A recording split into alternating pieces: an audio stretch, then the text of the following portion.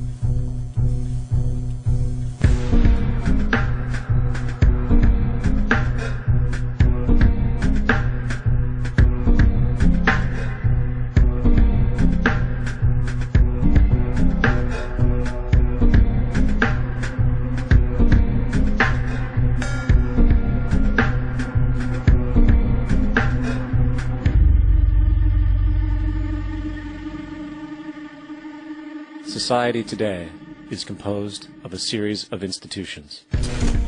From political institutions, legal institutions, religious institutions, to institutions of social class, familial values, and occupational specialization. It is obvious the profound influence these traditionalized structures have in shaping our understandings and perspectives. Yet, of all the social institutions we are born into, directed by, and conditioned upon, there seems to be no system as taken for granted and misunderstood as the monetary system. Taking on nearly religious proportions, the established monetary institution exists as one of the most unquestioned forms of faith there is. How money is created, the policies by which it is governed, and how it truly affects society are unregistered interests of the great majority of the population.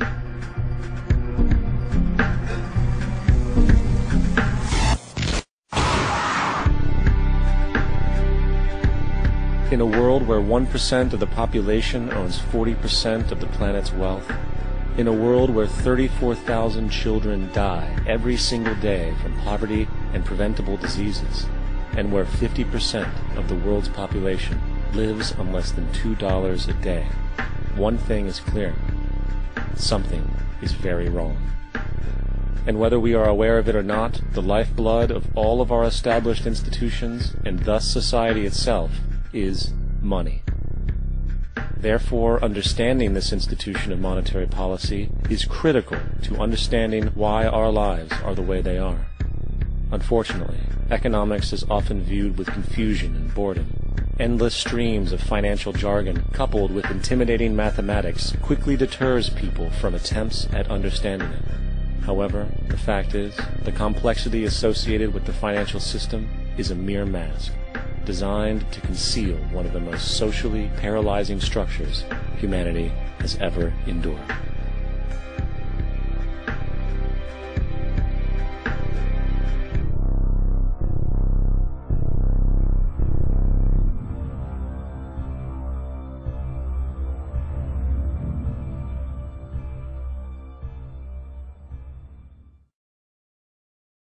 A number of years ago, the Central Bank of the United States, the Federal Reserve, produced a document entitled Modern Money Mechanics. This publication detailed the institutionalized practice of money creation as utilized by the Federal Reserve and the web of global commercial banks it supports. On the opening page, the document states its objective. The purpose of this booklet is to describe the basic process of money creation in a fractional reserve banking system. It then proceeds to describe this fractional reserve process through various banking terminology, a translation of which goes something like this. The United States government decides it needs some money, so it calls up the Federal Reserve and requests, say, $10 billion. The Fed replies, saying, sure, we'll buy $10 billion in government bonds from you. So the government takes some pieces of paper, paints some official-looking designs on them, and calls them treasury bonds. Then it puts a value on these bonds to the sum of $10 billion and sends them over to the Fed. In turn, the people at the Fed draw up a bunch of impressive pieces of paper themselves, only this time calling them Federal Reserve notes, also designating a value of $10 billion to the Fed. The Fed then takes these notes and trades them for the bonds. Once this exchange is complete, the government then takes the $10 billion in Federal Reserve notes and deposits it into a bank account.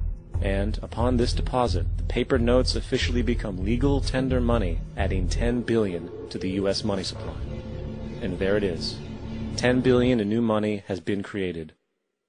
Of course, this example is a generalization, for, in reality, this transaction would occur electronically, with no paper used at all. In fact, only 3% of the U.S. money supply exists in physical currency.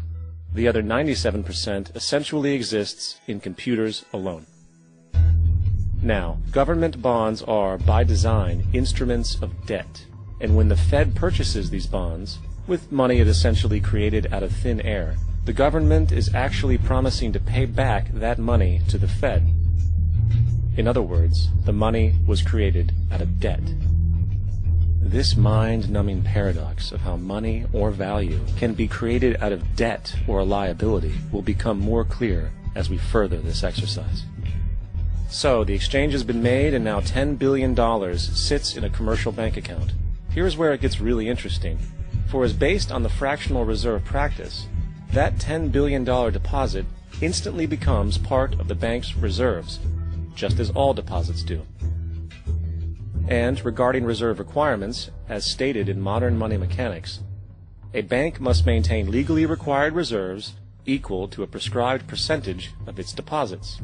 It then quantifies this by stating, under current regulations, the reserve requirement against most transaction accounts is 10%.